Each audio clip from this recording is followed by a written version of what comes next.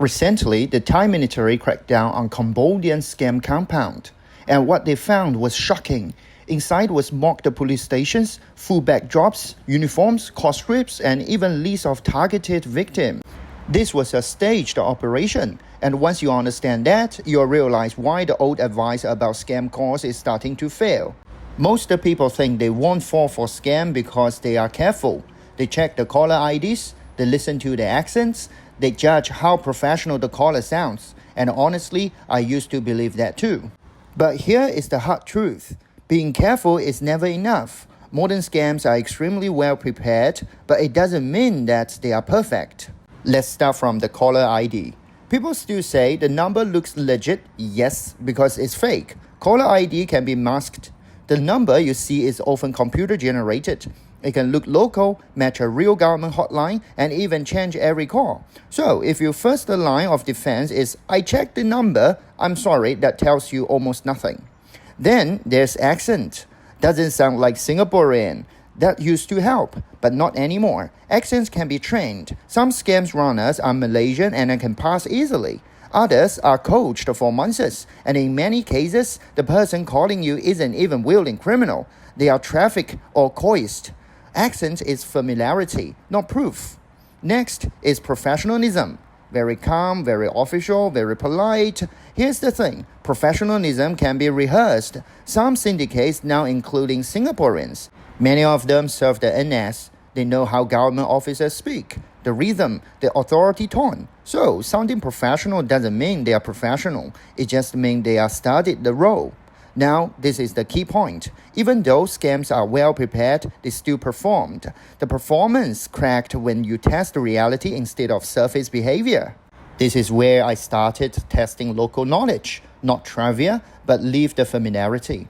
For example, a scammer once caught me pretending to be some Yishun police, very serious, very confident. So I casually asked, do you have a badge? If you know, you know. He didn't react at all, didn't catch the joke, didn't catch the reference, didn't catch the mockery.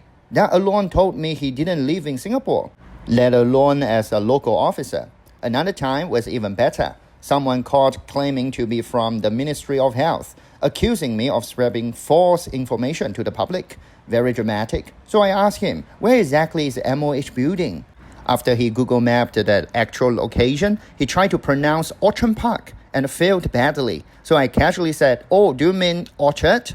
And he agreed with me. At that point, the operation completely collapsed. A real MOH officer does not Google their own workplace. This wasn't a language issue, it was a reality issue. That's the weakness of scams. They can memorize scripts, but they can't fake immersion. No matter how convincing they sound, all scam calls eventually head in the same direction, money. And this is where everything becomes very simple. Since when do we transfer money to government agencies over the phone? In Singapore, legitimate payments go through Giro, AXS, over-the-counter cashless payment, or checks. Yes, the old-school checks. Payable to the agency, mailed slowly, never urgent. No government agency asks you to urgently move money, secure money, park money, or send money to a safe account.